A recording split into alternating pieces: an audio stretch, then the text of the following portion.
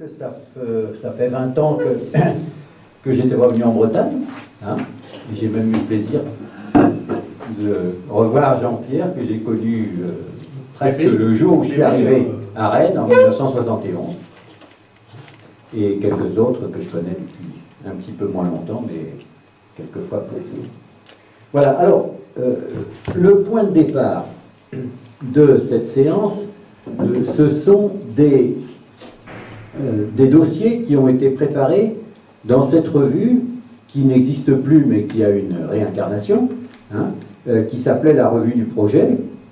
Alors, au mois de février 2013, il y avait eu un numéro sur les mots piégés, et comme il avait eu beaucoup de succès, on en a refait un autre quelques temps après, en juin 2015, auquel on a donné un nom un petit peu différent, à savoir les mots glissants.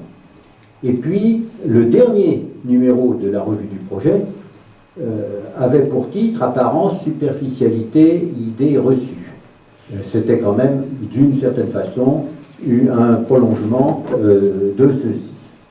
Voilà, alors comme vous savez probablement, la Revue du Projet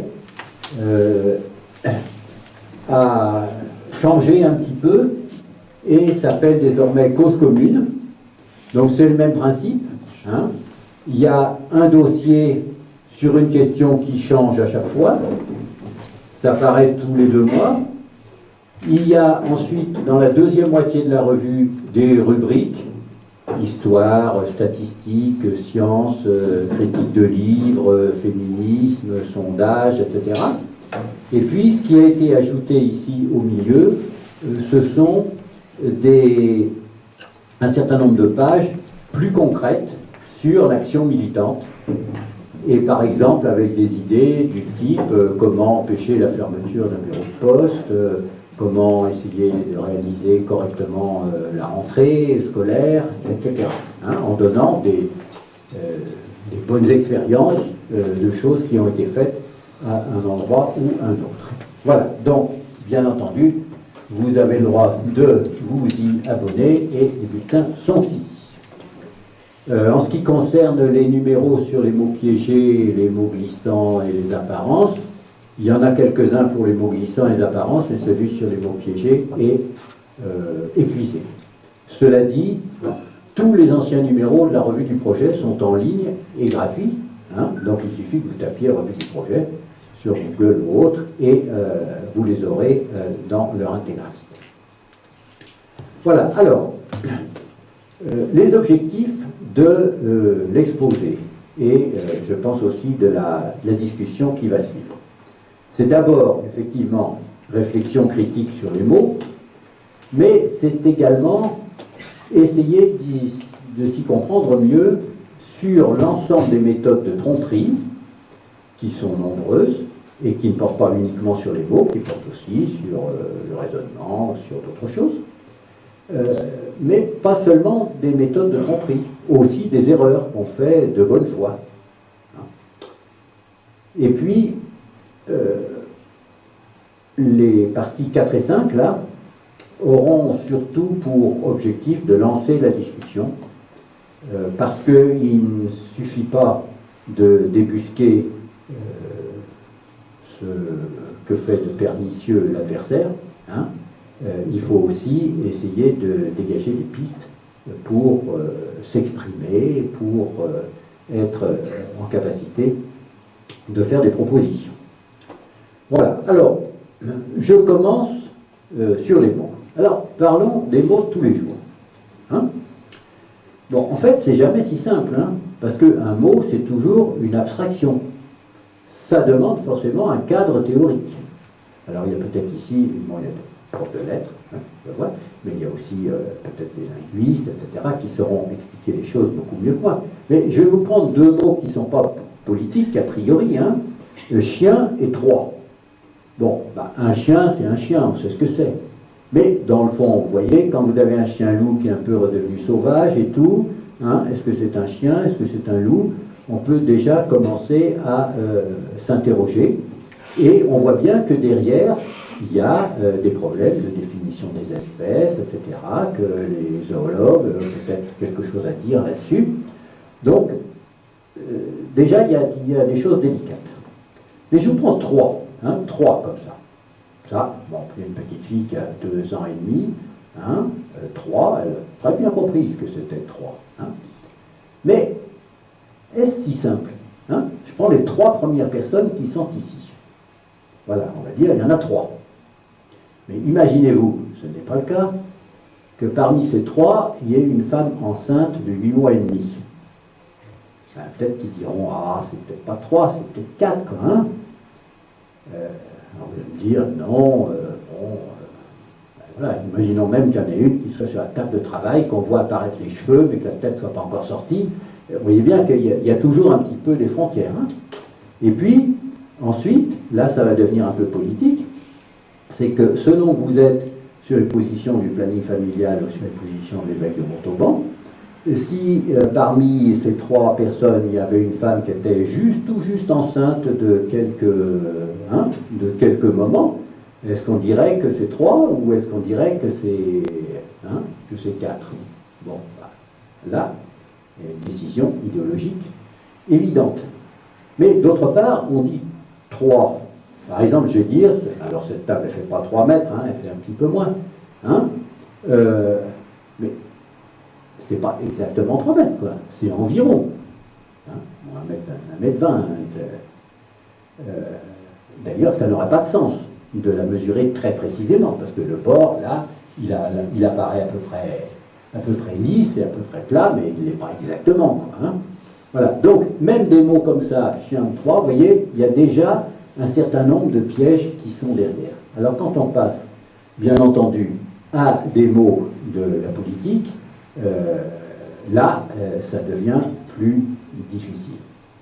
Alors, je vous ai pris là quelques exemples qui sont de mots piégés, mais qui sont assez faciles à identifier.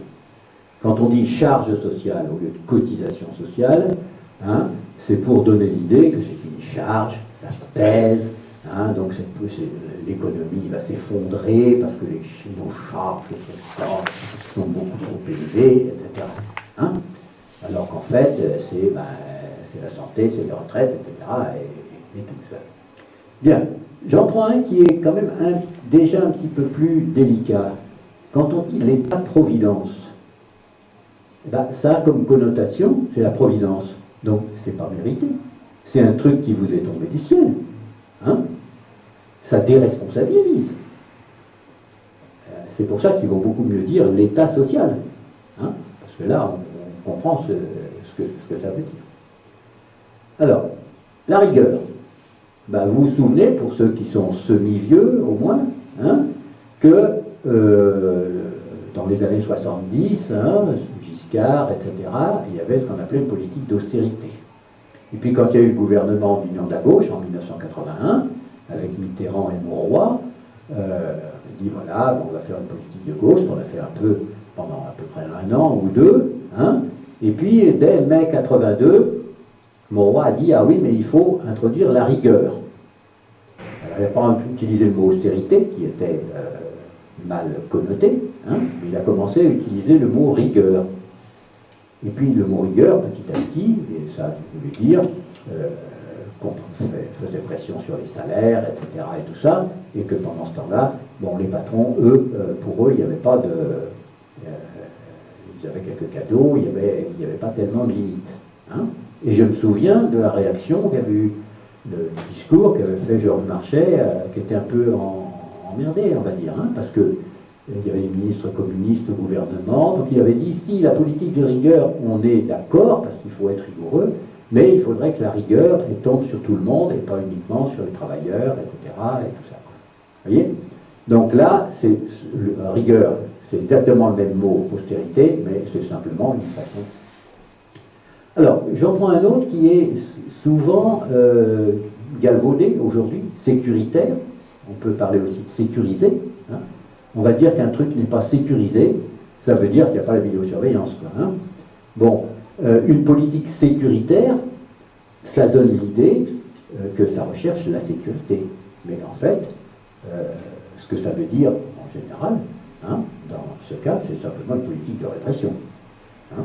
Et la sécurité, elle n'est pas forcément visée. D'ailleurs, je pense que un certain matelas incompressible d'insécurité est très utile pour les gouvernements qu'on a, hein, parce que ça leur permet de faire pression sur un certain nombre de gens et de limiter les libertés pour les syndicats, pour les manifestations. Voilà. Alors, un autre, là, bon, ça c'est assez clair, hein, l'expression plan social, ça veut simplement dire un plan de licenciement. Ça veut dire aussi qu'on a été obligé quand même de faire que les patrons doivent faire un petit peu quelque chose, hein, pour atténuer ou donner l'apparence d'atténuer les licenciements. Voilà. Mais maintenant, on va passer à quelques mots qui sont piégés ou glissants, mais moins faciles à débusquer. Bon, par exemple, tout à l'heure, là, je suis arrivé de Rennes, hein, par le Rennes-Quimper, donc c'est un TER. Vous croyez tout probablement que TER, ça veut dire train express régionaux, mais pas du tout. Ça veut dire transport express régionaux. Et transport, ben souvent, ça veut dire des cars. Hein. Et la plus grande compagnie française de transport routier, c'est la SNCF. Hein. Et on remplace des trains par des cars pour des raisons financières et autres. Un autre exemple, on parle du ministère de la Défense. Mais, bon, il vaudra mieux dire le ministère des Armées, ce sera à peu près neutre. Mais prenez un pays comme les États-Unis. Il a un ministère de la Défense. Les États-Unis n'ont jamais été attaqués, envahis, hein, dans leur territoire, ni par l'URSS, ni par la Chine, ni par le Mexique, ni par le Canada, ni par l'Europe, etc. Hein. Bon, donc c'est un ministère de l'attaque. C'est pas un ministère de la Défense. Pearl Harbor, ils ont bien été attaqués. Bon. Pearl Harbor. D'accord. Il n'était pas à la maison. Encore que c'était quand même un peu loin de chez eux. Bon. Un autre mot qui est souvent utilisé, c'est le mot libéral. Hein. Libéral, dans le français du XIXe siècle et la première moitié du XXe siècle, ça veut dire partisan de la liberté. Alors évidemment, la liberté, elle a plusieurs formes. Hein. Il y a la liberté d'expression, la liberté de la presse, la liberté de penser, la liberté religieuse, la liberté d'entreprise, etc. Hein.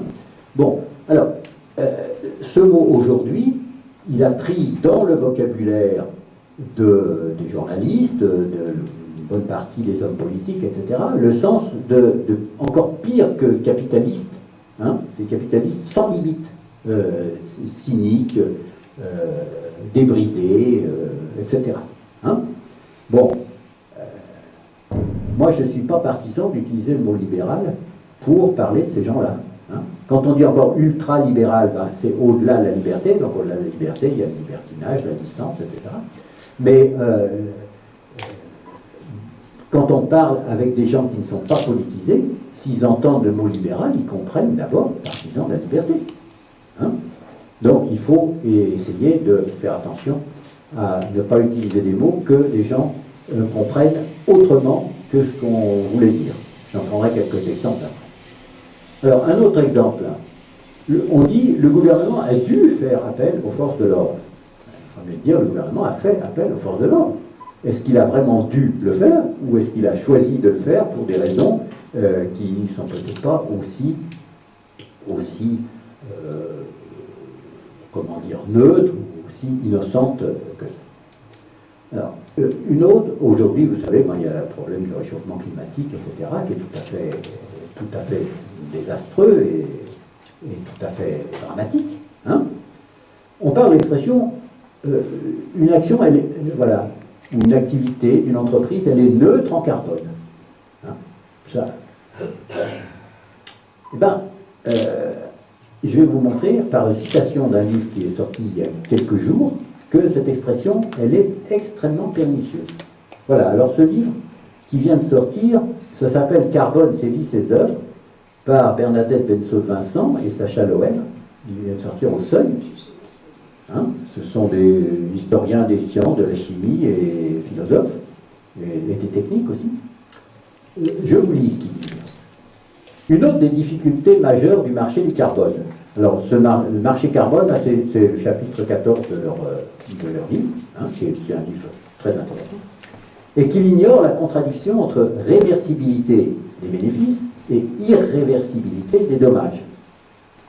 Pendant qu'un volume de gaz à effet de serre attend d'être compensé, il ne devrait pas y avoir de S, le temps, par exemple, que les arbres poussent, il continue à contribuer au réchauffement climatique et à causer des effets irréversibles. Mais une fois que les arbres ont poussé, l'émission est compensée. Donc on dit que l'activité émettrice, elle est neutre en carbone. Mais pourtant, le résultat n'est pas le même que si ces émissions n'avaient jamais existé. Parce que tout le temps, en attendant la compensation, ce qu'il a fait, il est là. C'est pourtant ce que suggère le terme compensation. Et pire que ça, elle suggère une impunité. Puisque celui qui est neutre en carbone, il n'aurait plus rien à se reprocher. Donc c'est une disposition d'absolution climatique.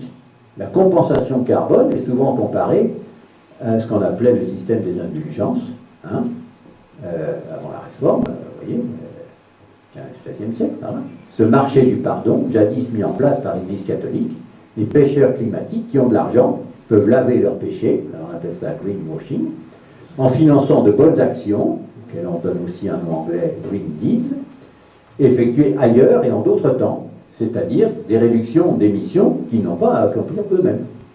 Vous voyez, ce petit mot neutre en carbone, cette expression neutre en carbone, qui avait l'air parfaitement innocente, elle ne l'est pas du tout. Alors, il y a aussi des mots qui ne veulent rien dire du tout. Hein. J'en prends quelques-uns là, issus de la diversité, le développement, politiquement correct ou politiquement incorrect, pragmatique, radical. Bon, on peut y mettre tout ce qu'on veut là-dedans, hein, selon les circonstances. Alors, ça peut être des mots parfaitement innocents, hein, comme ça peut être des mots de banane, hein, selon le contexte. Voilà, il faut toujours être à l'affût. Hein. Je vous montrerai que j'ai essayé de me livrer à quelques travaux pratiques tout à l'heure dans le train. Hein. Il y avait ça qui était sur les sièges, hein, et puis il y a mon billet. Vous allez en voir, et qui ne sont pas toujours évidents à débusquer. C'est parce que je venais pour ça que j'ai eu l'attention. Alors maintenant, je voudrais aborder un aspect un peu, sinon différent, du moins un peu voisin. Hein. Bon. Je me souviens, c'était en 1973 peut-être, d'avoir discuté avec une collègue à propos des bourgeois. Et alors, j'essayais de voir ce qu'elle entendait par là. Alors je lui demande, mais c'est quoi pour toi les bourgeois? Alors elle me disait, c'est un certain état d'esprit. Donc c'était une certaine fermeture d'esprit, etc. Tout ça. Et moi, en tant que bon militant, un peu neuf, etc., alors évidemment, je lui dis non, les bourgeois, c'est pas ça, les classes sociales, d'après Lénine, dans la grande initiative et tout ça, c'est une certaine place dans le processus de production, c'est une propriété des moyens de production, c'est le fait qu'on exploite, Bon, j'aurais mieux fait d'attendre un petit peu et de réfléchir, quoi. Hein. C'est pas que j'ai honte d'avoir exprimé cette idée, hein, mais dans le fond, quand on a des classes sociales, il y a la question de l'existence de classes objectives et puis la conscience de classe. Hein. Donc finalement, il y a un peu des deux. Et effectivement, ce qui est le plus efficace pour la lutte, etc., c'est, je pense, d'avoir une conception telle que Marx et quelques autres l'ont élaborée. Hein, et la propriété privée des moyens de production et l'exploitation du travail des autres, etc., c'est ça qui effectivement caractérise ce qu'on peut appeler les bourgeois. Mais aujourd'hui, l'expression a un peu changé de sens dans le langage courant. Hein. D'ailleurs, au départ, bourgeois, c'était les habitants des bourgs, donc ce n'était pas le fait d'exploiter, de capitaliste. Hein. Et puis aujourd'hui, quand on dit bourgeois, c'est quand les gens s'expriment, hein, pas forcément politisé et tout ça, c'est pas ça que ça veut dire. Alors, je vais vous prendre un exemple. Il y a quelques jours, là, j'ai un copain là, dont le fils s'intéresse beaucoup à l'éducation populaire et tout ça. Donc je me suis dit, avant de venir ici, je vais un peu discuter avec lui, voilà, comme ça. Et il m'a sorti un truc, alors là, je n'ai pas fait comme l'autre fois, je ne suis pas rentré dans le lard, j'ai rien dit, j'ai écouté. Mais pour lui, les bourgeois, ben voilà, c'est au niveau culturel des gens qui vont au théâtre, à l'opéra, au cinéma de genre, au resto, qui ont une certaine façon de parler, c'est-à-dire qui crient pas dans la rue, qui lisent des livres papier, qui vont à Starbucks, qui ont un CDI et qui gagnent environ 2500 € par mois, qui sont en bac plus 5 et qui savent que leurs enfants pourront aller à la fac. Pour lui, c'était ça, un bourgeois. Alors j'ai dit, et un pas bourgeois, c'est quoi? Ah ben, un pas bourgeois, c'est quelqu'un qui a juste un BTS ou un DUT, qui écoute du rap commercial, qui va à McDo, qui a un langage moins soutenu, qui se fera contrôler dans la rue, qui traîne souvent dans la rue sans rien faire, etc. Hein, voilà, qui habite dans un immeuble en banlieue et qui ne va pas voter.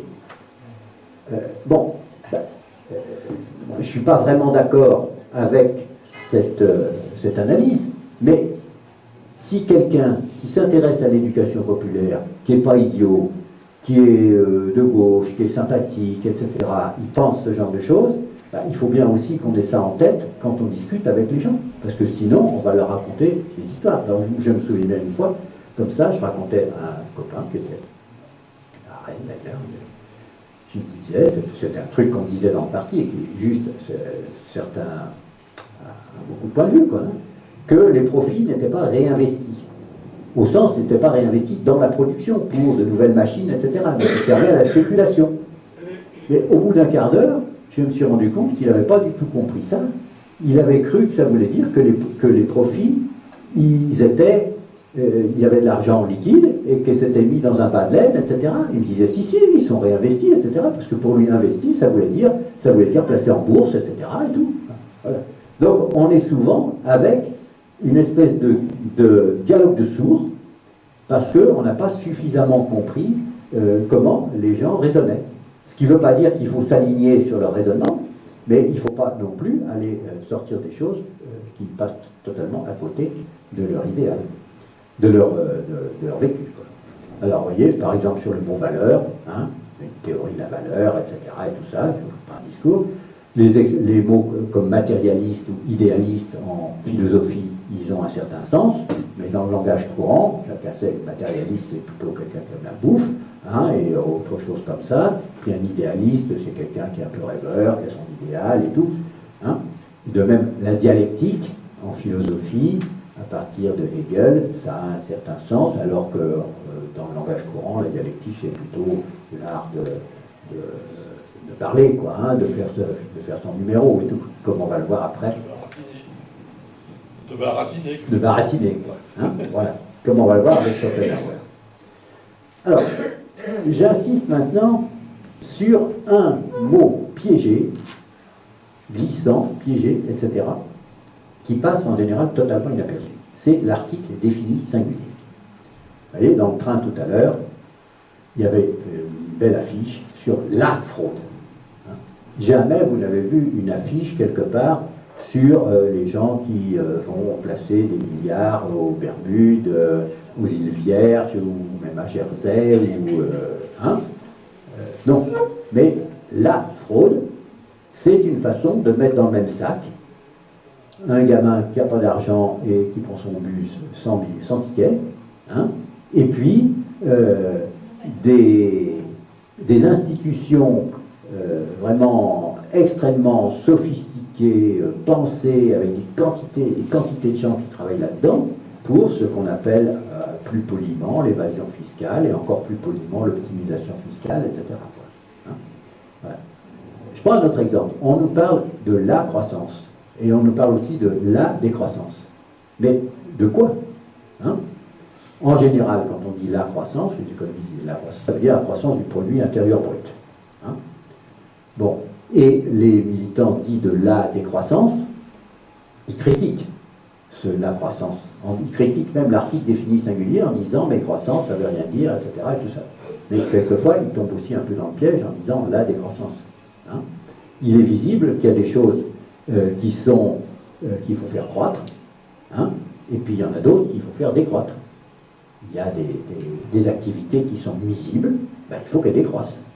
Et puis il y a des activités, au contraire, quand il y a des gens qui crèvent de faim, ou quand il y a des populations entières, par exemple en Afrique, etc., qui souffrent de certain nombre de maladies et tout ça, ben, il faut une croissance de médicaments contre le paludisme, par exemple, et tout ça, quoi. Voilà, donc, il faut préciser de quoi. Le progrès, on dit le progrès. Ben, moi, j'ai longtemps travaillé sur Condorcet, hein, et le tableau historique des progrès de l'esprit humain et tout ça. Et j'ai regardé systématiquement comment ils voyaient les choses, puisque c'est le siècle des Lumières, on dit voilà, c'est le progrès, tout ça. Le progrès, c'est une expression, dans l'encyclopédie Diderot d'Alembert, par exemple, vous n'avez pas d'article le progrès. Vous avez progrès, le mot y est, mais c'est toujours le ou les progrès de quelque chose. Et l'esquisse, le fameux ouvrage de Condorcet, hein, écrit dans la clandestinité, etc., qui est considéré plutôt comme un hymne à l'optimisme, c'est d'ailleurs un peu faux, c'est plutôt méliorisme que l'optimisme, hein, ça s'appelle le tableau historique des progrès de l'esprit humain. Hein. Alors, là où on fait un coup de force, c'est quand on fait semblant de croire que le progrès technique, on va dire, immédiatement donne le progrès des mœurs, le progrès du bonheur, de la société, etc., et tout ça. Hein. Mais ça, c'est le débat qu'il y a eu entre Jean-Jacques Rousseau et d'Alembert, par exemple, hein, avec le prix d'Académie de Dijon de Rousseau, disant que le progrès des sciences ou des arts, ce qu'on appelait les arts, c'est-à-dire les techniques, hein, ça n'entraînait pas immédiatement le progrès dans la vie, dans la fraternité, la morale et tout ça. Hein. Et d'autres disant, non, c'est vrai, c'est pas automatique, mais les deux choses, elles vont quand même aller ensemble. Quoi, hein. Donc là, il y a un vrai débat, c'est normal. Hein. Un autre exemple, on dit le public, le privé. Mais il faut quand même y regarder de plus près. C'est quoi le public? Quand on a nationalisé, par exemple, tout un tas d'entreprises en 1981, qu'on les a fait continuer à adhérer au MEDEF, qu'on les a gérées exactement de la même façon, etc., ça avait beau être du public, hein, mais ça n'a pas donné forcément des résultats remarquables. Et quand on dit le privé, ben, il y a du privé à plus très lucratif, et même spéculatif, mais il y a du privé à plus non lucratif, associatif. Hein. Et puis si vous prenez par exemple, moi je vois un spécialiste, hein, médecin, qui exerce en banlieue pauvre, sans dépassement d'honoraires, eh ben, il a plutôt le rôle d'un service public, hein, que du privé au sens... voilà. Donc, lorsqu'on expose, on est par exemple contre la privatisation de la SNCF, on a parfaitement raison, hein, il faut faire attention de voir à certains moments, on peut dire le public, le privé, et à d'autres moments, il faut entrer davantage dans les détails si on ne veut pas mettre contre nous par exemple, des professions libérales ou des gens qui militent dans l'économie sociale et solidaire, etc., et qui font des choses de... Bon, l'expression « la classe moyenne », c'est un peu pareil, c'est mettre dans le même sac tout un tas de gens, dont certains sont quand même des hauts fonctionnaires ramassant pas mal de pognon, et d'autres sont des gens qui ne sont pas tout à fait dans la misère, mais qui ne sont pas très... Alors, je vous prends encore un exemple. La mutation. Vous vous souvenez de Robert Hue, hein? Bon, il avait dit...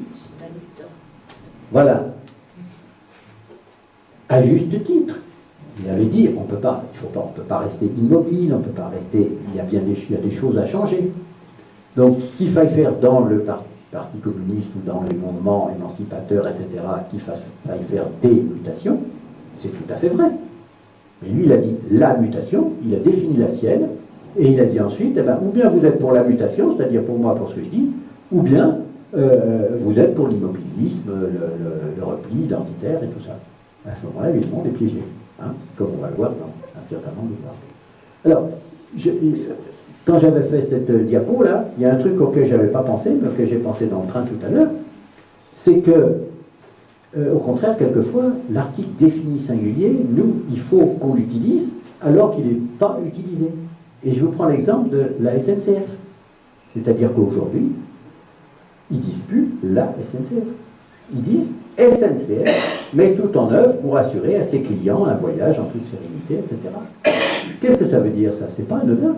Parce que ça veut dire, c'est plus un service public, c'est une entreprise, SNCF, comme on dit Alstom, comme on dit ceci, comme on dit cela. Donc c'est déjà, par-dessous la table, un petit début de privatisation, hein, rampante, qui passe totalement inaperçu. Et je me suis aperçu qu'il y avait des contrôleurs, enfin les agents de train là, qui parlent, il y en a qui disaient encore la SNCF, ils sont dans vieux jeux archaïques, etc., ils en sont engueulés, et les autres qui disaient SNCF, je vous remercie. Bien. Alors, je vais vous dire un mot de ce petit livre qui ne coûte que 6 € et qui s'appelle L'art d'avoir toujours raison. Il est écrit par un grand philosophe qui a eu son heure de gloire, notamment au XIXe siècle, qui s'appelle Schopenhauer. Hein? Alors, il n'était pas tellement copain avec les femmes, hein? Il était particulièrement misogyne.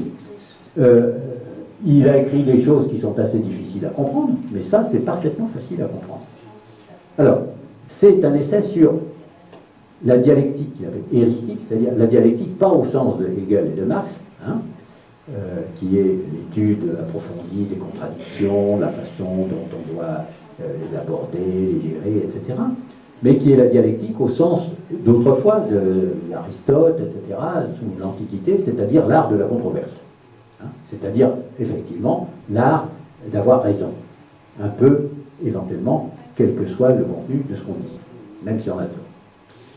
Alors voilà les passages. La vérité objective d'une proposition et la valeur de celle-ci telle qu'elle apparaît dans l'approbation des opposants et des auditeurs sont deux choses différentes. Ce qui importe, ce n'est pas la vérité, mais le triomphe. C'est-à-dire, d'une autre façon, emporter le marché, emporter le morceau, aussi bien en politique que comme dans le commerce. Hein? L'action sociale, morale, politique, etc., assimilée à celle du monde des affaires. Alors, il donne pour ça un certain nombre de stratagèmes dont je vais vous parler après, mais voici quelques passages qui disent un petit peu la même chose, mais sous des formes un peu différentes, donc ça permet de le bombarder par des points de vue légèrement voisins. Hein. Si la bonne foi régnait, la chose aurait une autre allure, mais comme on n'a pas à s'y attendre, il ne faut pas la pratiquer, puisqu'aussi bien elle est mal récompensée. Mais dans la vie politique d'aujourd'hui, hein, y compris dans les débats qu'on a éventuellement avec d'autres composants de la gauche et tout ça, cette question n'est pas totalement absente. Hein. Il faut strictement distinguer la découverte de la vérité objective de l'art de donner à ces propositions l'apparence de la vérité. Dans les règles de cet art, on n'a pas à tenir compte de la vérité objective, car il est impossible, plus souvent, de dire de quel côté elle se trouve.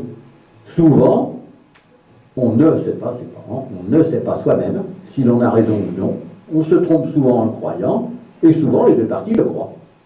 Vous voyez, ça tombe un petit peu dans un certain relativisme, hein, aussi. Mais, par certains côtés, il a raison aussi. Quelquefois, quand on défend quelque chose, on le défend avec fougue et tout, et après tout, on a peut-être un petit peu outrepassé ce qu'on avait effectivement démontré. Alors, pour ça, il débusque et il décrit un certain nombre de stratagèmes. Il y en a 38. Je vous en donne 3 ici, comme ça, hein, mais vous pourrez voir les autres. Alors, un premier stratagème, c'est étendre l'affirmation de l'adversaire au-delà de sa limite naturelle, la prendre au sens le plus vaste qui se peut et l'exagérer. Alors, vous voyez, par exemple, quand Marx dit les classes sociales sont le moteur de l'histoire, hein, on va dire, voyez, hein, machin, il a 2 enfants, hein, il les a élevés de la même façon. Il y en a un qui est devenu ingénieur, il y en a un autre qui est balayeur, etc. Donc vous voyez bien que ce n'est pas vrai. Hein, c'est-à-dire qu'on fait dire à Marx, on extrait une phrase comme ça, et on fait dire la lutte des classes épuise toute l'histoire dans toutes ses dimensions et tout ça. Donc évidemment, arriver à ce point-là, c'est ridicule, donc c'est facile à contredire. Alors, le stratagème 33, celui qui est en bas, on dit, oui, bon, quand on se sent un peu en difficulté, oui, c'est peut-être vrai en théorie, mais en pratique, c'est faux. Il y a des cas où, effectivement, on a raison de dire ça. Hein, parce que c'est vrai en théorie. En théorie, ça veut dire qu'on a décidé de négliger un certain nombre de choses, qu'on a fait un cadre, etc. et tout, puis puisque le cadre, en fait, il ne s'applique pas, quoi. Mais dans bien d'autres cas, c'est simplement comme on se trouve en difficulté parce que l'adversaire vous a montré que vous aviez plus ou moins tort, eh ben, on utilise une petite phrase toute faite comme ça, et c'est une pirouette pour s'en sortir. Alors, je passe au stratagème 11, parce qu'on va en voir diverses versions après. C'est formuler la proposition contraire de manière si brutale qu'il ne lui reste plus, à l'adversaire qu'à donner son assentiment à notre proposition qui, par comparaison, apparaît tout à fait admissible. Alors, c'est en particulier le fait de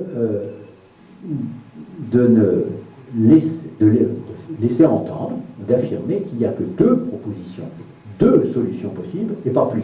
Alors qu'en fait, il y en a davantage. Alors, je vous prends quelques exemples. Hein? Voilà, faire comme si...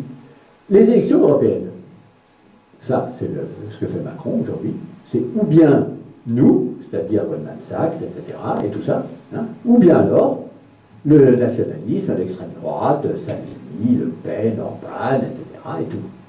Donc, comme il n'y a que deux solutions, et que les autres, ils sont archi-repoussants, hein, et bien donc, vous venez avec nous. Point. C'est fini. Hein. Alors, il y avait autre chose. J'ai fait exprès que ce soit assez petit, j'espère qu'au fond, vous ne voyez pas. Hein. C'était le référendum du général de Gaulle. Il posait toujours deux questions. Il y avait un truc qu'il voulait faire passer. Alors, il y avait mon grand-père, à l'époque, vous voyez, il y a bien longtemps, parce qu'il aurait 130 ans, il avait appelé ça comme ça, « Aimez-vous la langouste avec une tartine de merde ?» Donc, que font les médias? Les médias, ils mettent en grand « Aimez-vous la langouste ?» Voilà la question qui vous est posée. Donc, il faut répondre oui. Hein. Et puis, avec une tartine de merde, on oublie de le dire dans les bulletins, dans la propagande, dans les journaux télévisés, etc. et tout ça. Donc, on ne voit pas. Et finalement, eh ben, vous aimez la tartine de merde. Et vous l'avez voté. Et vous avez voté pour moi à 50, à 60. Hein. Un autre exemple très classique, c'était les chansonniers qui racontaient ça autrefois. Avez-vous cessé de battre votre femme? Si vous répondez oui, c'est donc que vous la battiez. Et si vous répondez non, c'est donc que vous la battez encore. Donc, dans tous les cas, vous êtes un salaud. Hein? Alors, quand c'est présenté comme ça, on rigole. Mais en fait, en permanence, ils nous font ce genre de truc. Hein? Mais de façon un peu plus subtile, en catimini et tout ça. Alors maintenant, je vais passer aux chiffres. Hein? Parce qu'on disait, il y a les mots glissants, mais il y a l'ensemble de l'art de la tromperie, et puis l'ensemble aussi des erreurs qu'on fait de bonne foi. Alors, bon, étant matheux à l'origine, puis historien et probabilité et statistique, donc j'ai eu l'occasion d'essayer de réfléchir à ce genre de choses. Alors, ça c'est une grande spécialité de ce qu'on appelle la Cour des comptes, hein, qui est de se auto-baptiser d'ailleurs les sages. Hein. Moi j'appellerais plutôt la Cour de certains comptes, parce que en économie, des chiffres, il y en a partout, il y en a des milliers et des milliers. Hein. Donc on choisit d'en montrer et d'en étudier quelques-uns, mais lesquels et pourquoi? Et là, c'est pas totalement innocent, bien entendu. Alors, il y a des chiffres qui n'ont pas de sens. Hein, comme je disais tout à l'heure, cette table mesure 1 mètre, là c'est à peu près le cas, 1 mètre 27, 36, etc. C'est complètement ridicule d'avoir des décimales comme ça. Hein, ça n'a aucun sens. Mais il y a aussi, quand il s'agit de chiffres, notamment de statistiques, avec des sondages et des choses comme ça, il faut se poser la question si l'échantillon est représentatif. Hein. Et puis, même quand on a des données, qu'on a fait les choses à peu près correctement, il y a des problèmes d'interprétation. Alors, je vais vous donner quelques exemples ridicules, mais qui, en fait, sont dans la vie de tous les jours et dans ce que vous entendez. Hein. Alors, je prends un exemple. Voilà, des élections presque fictives. C'est un peu ce qui s'est passé dans les années 80, les élections, notamment présidentielles et législatives. Donc, il y avait le Parti communiste, le PS, le centre, la droite et l'extrême droite. Vers 1980, on a à peu près ce que vous voyez là, 20% pour le PC, 25% pour le PS, 20% pour le centre, 25% pour la droite et 10% pour l'extrême droite. Et puis aux élections suivantes, 10% pour le PC, PS, centre et droite c'est pareil, et 20% pour l'extrême droite. Donc on nous a seriné que, voyez, les chiffres, c'est évident, les électeurs communistes, ils sont passés à l'extrême droite. Et puis, on a expliqué ça, on est allé chercher les philosophes, les sociologues, tout ce que vous voulez. D'ailleurs, hein, c'est pas étonnant, c'est le même électorat, des rustres, des aigris, des beaufs, des incultes, etc. Et, tout ça. Et il y a eu tout un tas de propagande. Bon, mais je vais vous donner une autre interprétation qui est aussi simple, peut-être aussi fausse, mais aussi simple. Imaginons un glissement vers la droite de tout le corps électoral, des 10%. Les électeurs PC, ils ont voté PS. Ils ont voté PS parce que le PS c'était la gauche, etc. Et qu'il fallait quand même, fallait pas que ça passe à droite, et donc c'était le PS qui était le plus efficace pour ça et tout ça. Mais les électeurs PS, il y en a une petite partie qui n'était pas très très à gauche, et dans le fond ils se sont dit bah, autant voter directement pour le centre, hein, puisque le PS est politique centriste. Hein. Quant à ceux du centre, ils ont dit oh mais c'est la gauche qui est en train de se défendre, etc. Donc nous on va plutôt voter à droite. Et puis des électeurs de droite, et il y en a un certain nombre qui se sont radicalisés, hein, par détestation de la gauche, de ce qui se passait. Voilà. Et bien ça explique tout aussi bien. Hein. Mais il y a d'autres explications, qui d'ailleurs sont plus vraies. C'est que les abstentionnistes, là, on a fait abstraction des abstentionnistes. Les abstentionnistes ne sont pas les mêmes. Et parmi les électeurs qui étaient plutôt à gauche ou à l'extrême gauche, il y en avait beaucoup qui étaient déçus de la politique menée par les gouvernements à majorité PS et qui se sont abstenus. Alors qu'à droite, il y avait des gens qui s'abstenaient pas mal et qui se sont mis à voter pour l'extrême droite pour donner un avertissement. Hein, voilà. Encore, on pourra en mettre encore 3 ou 4 d'explications de ce genre. Hein. Alors, bien évidemment, il y a certainement un petit peu mélange de toutes ces choses-là, bien qu'on ait vu, d'après les sondages sortis des urnes, que ceux des électeurs qui avaient voté à l'extrême droite, les anciens électeurs communistes étaient les moins nombreux maintenant. Hein. Mais voilà un exemple où on vous fait croire, comme ça, hein, par l'évidence des chiffres, qu'il y a une certaine interprétation, alors qu'en fait, c'est faux, hein, ou au moins très largement discutable. Alors, je prends alors, voilà. Je vais vous donner un petit truc, ça, c'est pas politique, mais c'est pour montrer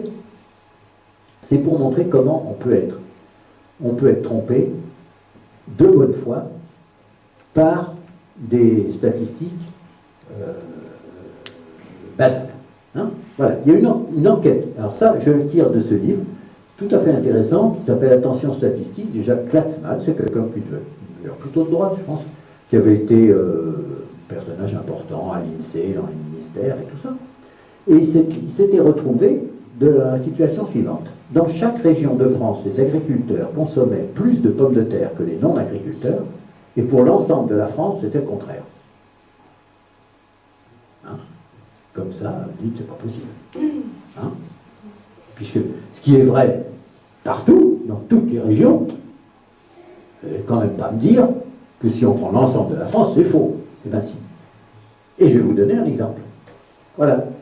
Alors, il y a 2 régions. Région 1, je simplifie, hein, et région 2. Dans la région 1, vous avez 10 agriculteurs et 90 non-agriculteurs. Les 10 agriculteurs consomment 130 kg de pommes de terre par an, et les 90 non-agriculteurs, 120. Dans la région 2, vous avez 50 agriculteurs et 50 non-agriculteurs. Les 50 agriculteurs consomment 90 kg par an, et les 80 kg par an seulement. Eh bien, vous regardez l'ensemble. Donc, les agriculteurs, hein, c'est 10 plus 50, donc 60. Les non-agriculteurs, c'est 90 plus 50, donc 140. Hein. Et puis, 130 kg multiplié par 10, hein, plus 90 kg multiplié par 50, voilà, ça vous fait 5800, et soit au total 97 kg chacun. Et les non-agriculteurs, vous faites pareil, 106 kg chacun. Donc les non-agriculteurs consomment plus de pommes de terre que les agriculteurs, alors que dans chacune des 2 régions, c'était le contraire. Alors pourquoi? Hein? Parce que là, ça a l'air d'être des chiffres un peu comme ça. Ben voilà, la plupart des agriculteurs sont concentrés dans la région où l'on consomme peu de pommes de terre.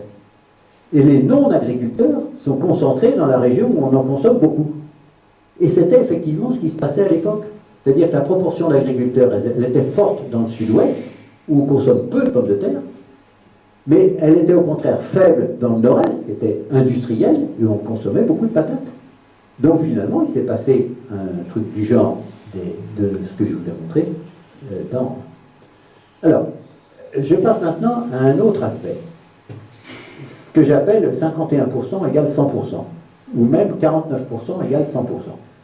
Souvent, vous voyez, il y a des élections, il y a deux camps, ils sont plus ou moins à égalité, et puis ça bascule.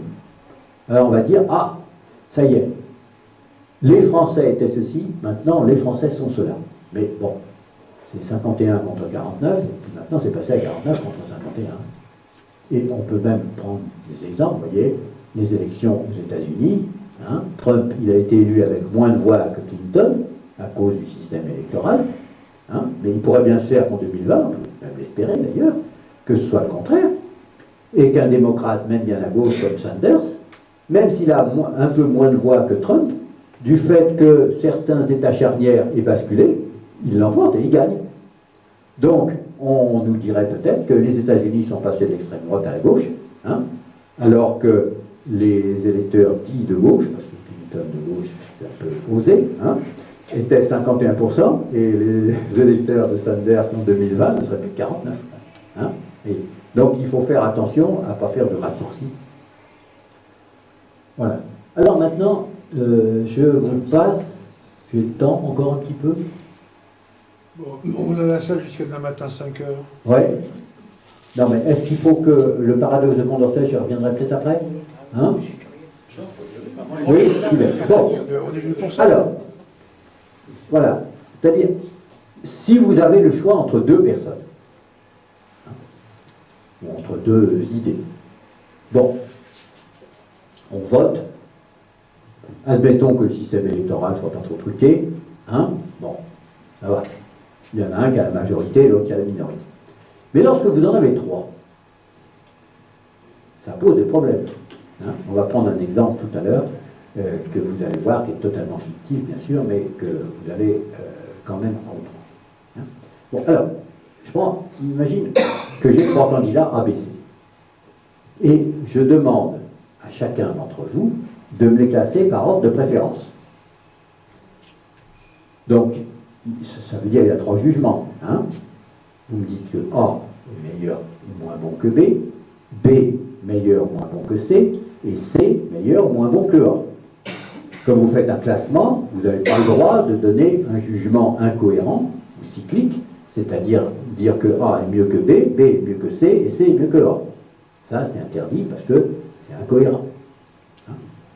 Mais on va dépouiller le vote, on regarde, et puis la majorité, elle peut donner ce résultat incohérent. Alors, je vous prends un exemple. Hein, voilà. Vous avez là les gens qui ont voté A meilleur que B, meilleur que C. Hein, donc, ils ont exprimé ce choix qui est là. Je suppose qu'ils sont 9. Hein, il y a 31 électeurs. Il y en a deux qui ont fait A meilleur que C, meilleur que B. 7, C meilleur que A, meilleur que B, etc. Vous voyez les six possibilités. Le total, là, il fait bien 31. Je dépouille. Alors, je regarde ceux qu'on dit que A était meilleur que B.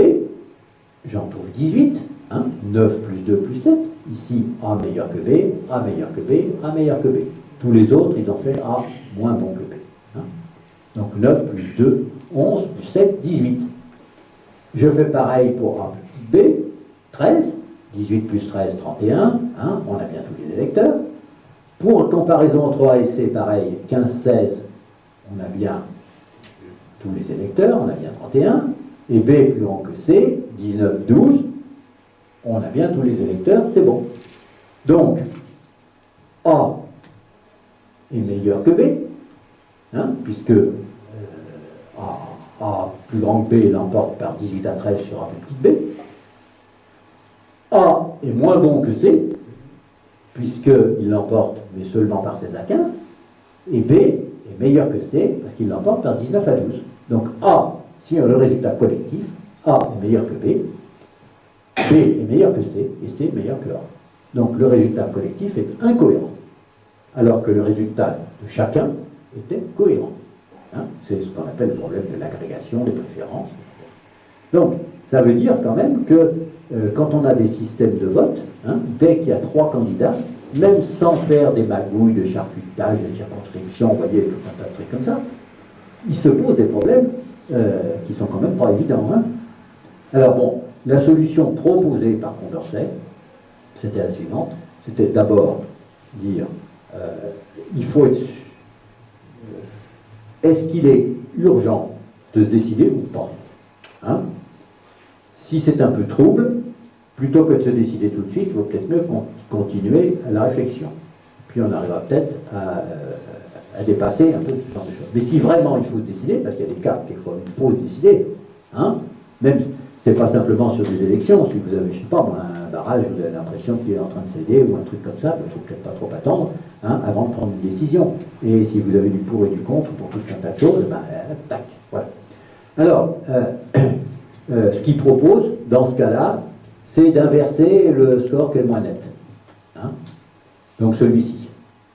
De dire que A, on va dire que A est meilleur que C, même si c'est pas vrai, quand même, parce que 18-13 et 19-12, c'est bien net, 15-16, ça l'est moins. Hein, mais il fait ça un peu à contre-cœur. Hein, bon, on comprend. Alors, on pourrait, disons, c'est tout un domaine des mathématiques, hein, là-dedans. Hein. Mais il y a un certain nombre de sites, vous pouvez voir, vous mettez mathématiques élection, vous tapez ça comme ça, où on va vous donner des exemples avec quelques candidats, 3, 4 candidats, etc. On vous donne 5 ou 6 systèmes électoraux, et chacun des systèmes électoraux vous donne un résultat différent. Hein, donc ça, vous avez ça sur Internet, c'est assez facile à trouver. Alors, je prends un autre exemple. Vous voyez, un congrès purement fictif. Hein, vous avez 4 textes en concurrence pour un vote interne. Bon, ça donne le résultat qui est en bas. 38, 12, 42, 8. Bon. Vous pouvez dire, ah, alors il se trouve que le texte A avait été proposé par la direction en place, dire, la direction est mise en minorité. Et puis, vous pouvez dire, bah oui, mais personne n'a la majorité dans cette affaire. Hein? Alors. Et alors, j'ai mis après, que dirait-on si 38 et 42 étaient inversés? Alors, il y a un copain, un camarade du Parti communiste, qui a vu quelques jours avant les... Hein, j'ai noté ça tout à l'heure dans le train pour ne pas me tromper dans le... quelques jours avant le vote, il pensait que ça serait A 42%, B 12%, enfin, c'était peut-être pas... Voilà. En gros, hein, C 38%. Alors c'était A, la direction n'est pas légitime. Elle est condamnée par 58%, c'est-à-dire par la majorité absolue du parti. Mais quand il a vu le résultat, il a dit, ah, le parti s'est prononcé. Tout amendement qui s'opposerait sur le fond à ce texte majoritairement élu serait une atteinte à la démocratie et un non-respect de l'expression du parti. Hein? Donc il avait vu les stratagèmes de Schopenhauer. Hein? Bon, donc, c'est pas pour prendre position sur ce genre de choses, hein, c'est pour voir que quand même, très facilement, on est conduit, alors quelquefois par perversion, ou par esprit de secte, etc., quelquefois simplement par la fougue, ou par l'énervement du moment, etc., à dire des choses qui, dans le fond, sont quand même peut-être passablement discutables. Alors maintenant, je passe à la question des moyennes et des dispersions. Un jour, j'étais furieux d'avoir lu dans l'image la proportion de 12-19 ans qui fument est de, et puis il y avait un pourcentage. Alors, quel sens ça a? Bon, des 12 ans qui fument régulièrement, il n'y en a quand même pas beaucoup. Hein, quand on fume une cigarette pour faire le malin, ok, mais bon, des 19 ans, il y en a une proportion importante. Hein. Donc, mettre tout ça dans le même sac et faire une moyenne de ça, quel sens ça a? On peut même parler de la proportion de l'ensemble en France. Hein. Alors là, des nouveaux-nés clopes au bec, je ne sais pas si vous en avez déjà vu, hein, Des centenaires, en général, ils ont fini par arrêter de fumer. Hein. Bon, quel sens ça peut avoir? Alors, ça a un sens, effectivement, pour les compagnies de vente de tabac, parce qu'ils se foutent éperdument, hein, que ce soit un nouveau-né qui fume les clopes qu'ils ont vendues, que ce soit une personne de 40 ans ou un centenaire. Hein. Mais en ce qui concerne la santé publique, c'est complètement idiot, hein, une moyenne comme ça. Hein. De même, alors, la question, le niveau de vie moyen par habitant. Le niveau de vie moyen par habitant, ça a un certain sens peut-être, hein, mais si on ne parle pas des inégalités, c'est quand même tout à fait discutable. Hein. Voilà. Alors, donc il faut toujours se poser la question, pourquoi calculer des moyennes? Est-ce que ça a un sens? Et est-ce qu'on peut aussi parler de moyenne sans parler de dispersion, hein? Et quelles sont les évolutions? Alors, moi je pense que lorsqu'il y a des phénomènes qui ont quand même une certaine homogénéité, hein, parler de moyenne, bon, c'est relativement raisonnable. Hein? Surtout si on regarde l'évolution, parce que si on calcule les choses une année, et puis l'année suivante, et puis l'année d'après, etc., et qu'on voit que c'est stable, ou que ça décline, ou que ça monte et tout, il y a un indice de quelque chose. Hein? Mais c'est insuffisant. Donc en général, il faut donner à la fois la moyenne et la dispersion. C'est le minimum. Hein? Dans certains cas, il faut aller beaucoup plus loin, hein? Il faut faire des choses plus subtiles. Mais on va dire la moyenne. Attention. Hein? Je prends un exemple. C'est un peu le que faire des valeurs exceptionnelles, par exemple. Je prends des observations astronomiques. Souvent, on fait ça parce que chaque observation, elle est entachée d'une certaine erreur. Donc, on observe 10 fois, mettons, hein, et puis on fait la moyenne de tout ça pour compenser les erreurs. Mais imaginez que sur l'une des observations, il s'est passé tel ou tel phénomène. Soit qu'il passait quelque chose devant l'objectif, soit que l'observateur il s'est tapé un coup de gnôle, soit un truc comme ça. Bon, vous avez un certain nombre de valeurs qui sont autour les unes des autres, et puis une qui est au diable. Si vous faites la moyenne, bah, ça va vous mettre à un endroit qui n'est pas raisonnable du tout. Hein? Alors, il y a d'autres manières de prendre ce qu'on appelle des valeurs centrales. Il y a ce qu'on appelle le milieu, hein? C'est-à-dire que vous avez, mettons, 50 valeurs, et ben, vous prenez le chiffre tel que il y en a 25 plus petites et 25 plus grandes. Hein? Ce qu'on appelle la médiane. Voilà. Hein? Et puis, il y a d'autres méthodes. Hein? On pourrait... Elles ont leur légitimité. Hein? Il faut voir dans chaque cas un peu comment.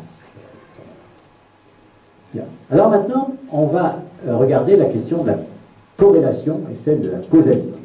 Ça, c'est une question absolument fondamentale, hein, et qui est souvent mal exposée. Alors, souvent, on se contente de comparer les proportions. Hein. On voit que deux choses viennent un peu ensemble. Je vais vous donner des exemples après. Donc, on dit qu'elles sont corrélées. Mais est-ce que l'une est la cause de l'autre ou pas? Alors,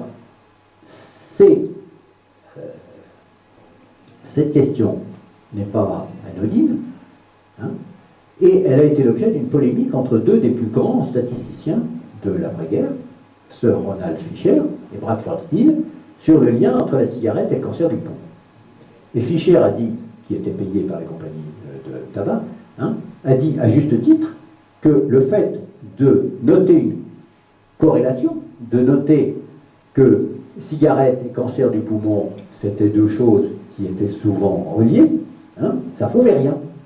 Parce qu'il dit, évidemment, ça peut prouver que ça peut laisser penser que la cigarette provoque le cancer du poumon, mais comme c'est symétrique, la corrélation, ça pourrait aussi bien prouver qu'une prédisposition au cancer du poumon donne envie de fumer. Bon, c'est ridicule, mais mathématiquement, c'est parfaitement exact ce qu'il dit. Et dit, ça pourrait être aussi que les deux sont causés par une maladie génétique, hein, qui pousse à fumer et qui en même temps provoque le cancer du poumon. Alors, je vais vous prendre... Voilà. Donc, il faut réfléchir à qu'est-ce qu'une cause, qu'est-ce qu'une corrélation. Une cause, d'abord, c'est pas si simple. Hein, parce que quand c'est un problème tout banal, une cause, un effet. Bon. On comprend à peu près ce que ça veut dire.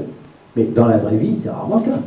Hein, aussi bien dans le domaine médical, social, politique et tout ça, c'est toujours des causes multiples, enchevêtrées, non indépendantes, en interaction, il y a des phénomènes de résonance et tout ça.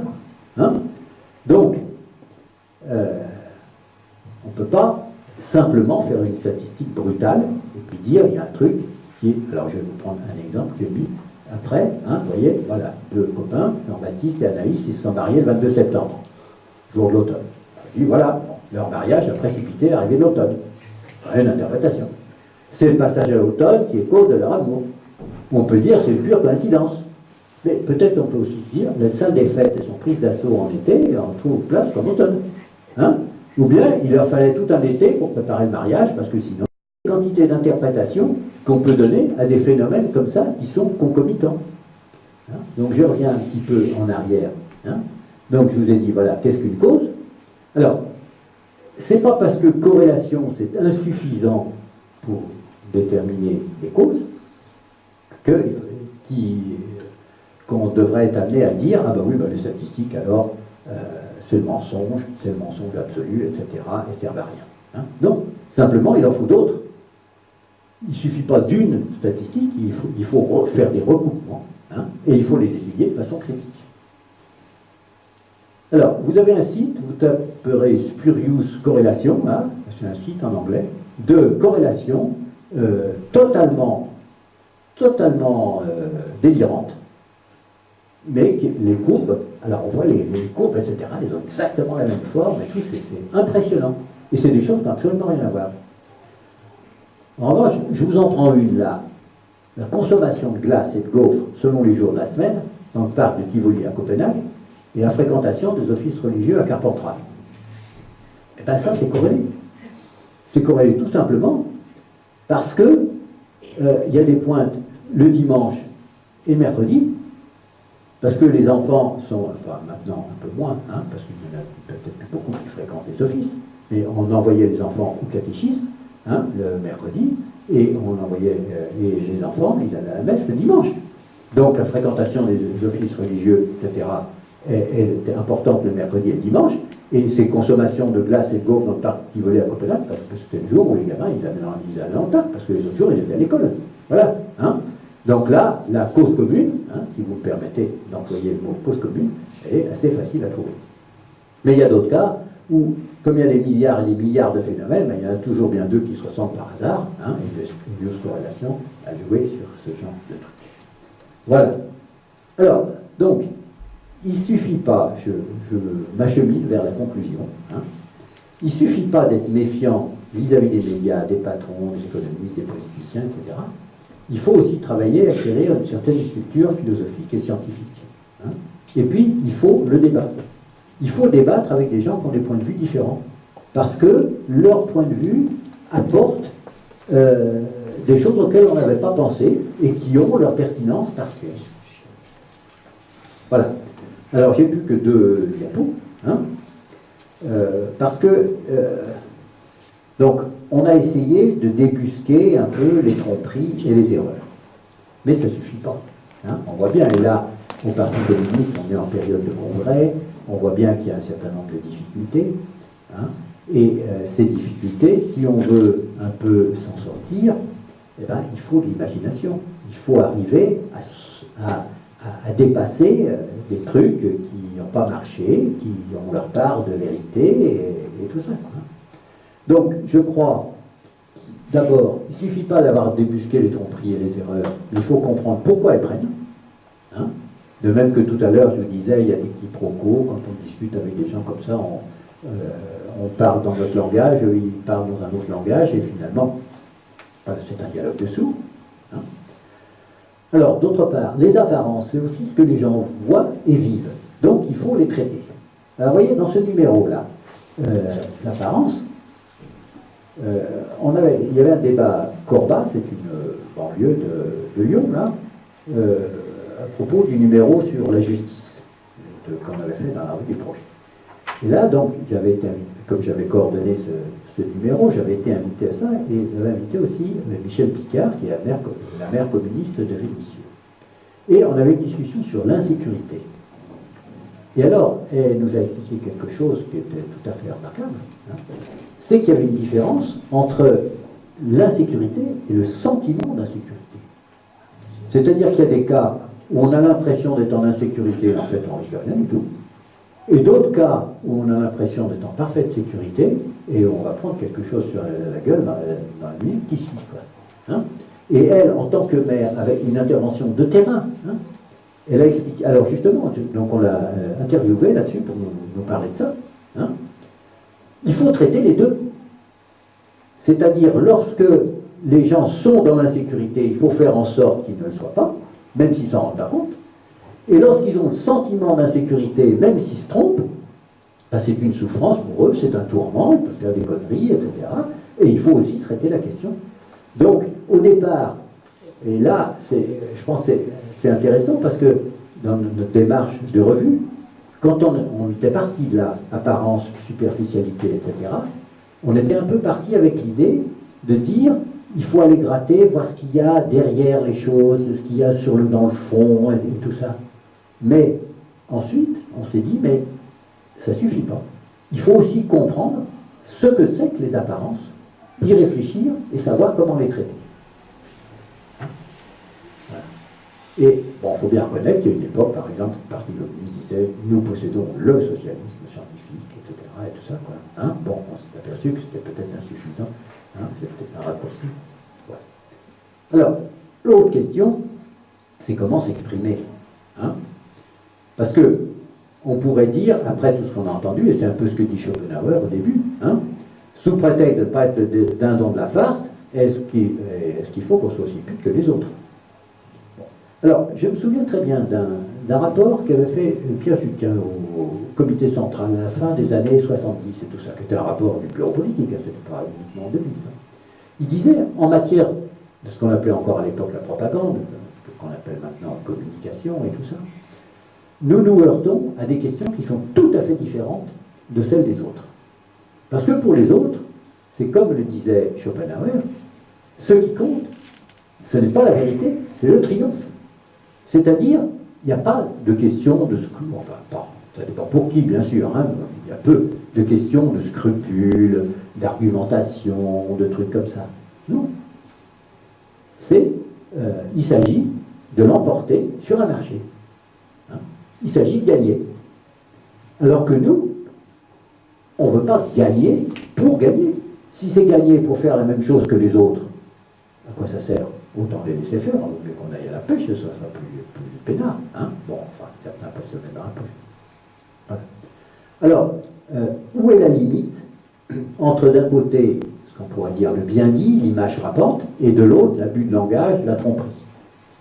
Donc, je crois que la limite, elle est dans le respect de l'ensemble des positions des uns et des autres, hein, et le fait de permettre de s'élargir l'esprit critique. Si on a trouvé une image qui frappe, je ne sais pas, moi, je prends Victor Hugo en 93, vous voyez, enfin des gens comme ça, ils ont dit des choses avec beaucoup de talent, etc. Hein, bon, ben, on ne peut pas leur reprocher.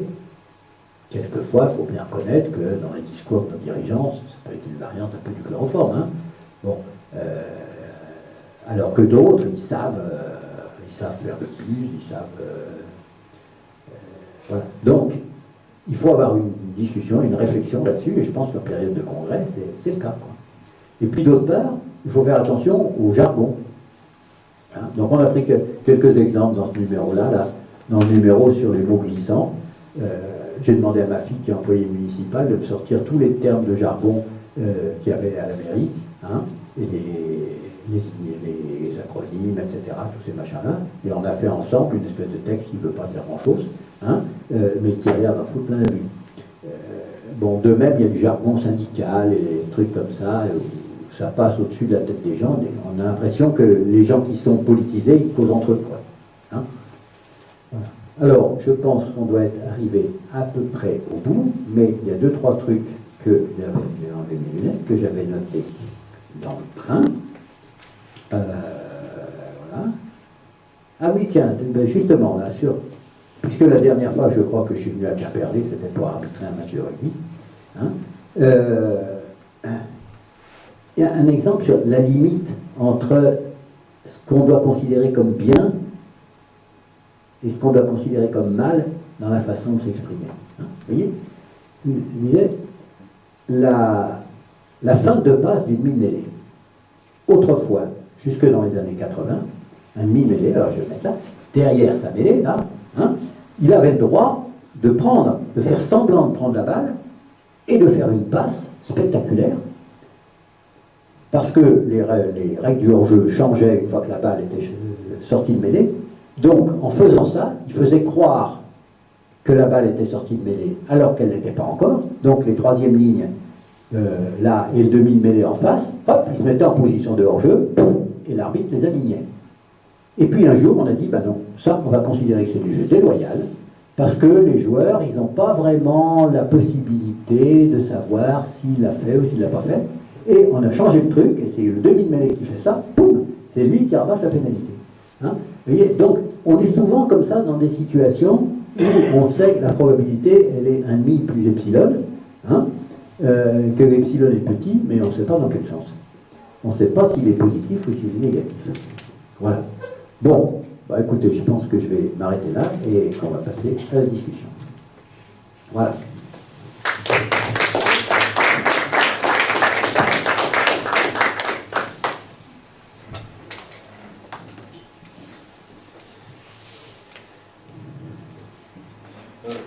Ouais. Alors, dans ton titre, là, tu parles de l'action. Alors, en fait, tu n'as pas parlé de l'action. Tu as beaucoup parlé du langage, des mots et puis des nombres aussi. Ouais. Mais pour moi, le problème, c'est est-ce qu'on doit rentrer dans cette rhétorique, comment on doit parler, ou est-ce qu'on doit privilégier l'action? Et finalement, l'action, elle permet aussi de savoir qui on est, quoi, parce que on est quand même face à un gros problème. On nous dit tout le temps, bah, vous êtes communiste, ça existe encore, etc. Comment on peut faire évoluer ça, hein?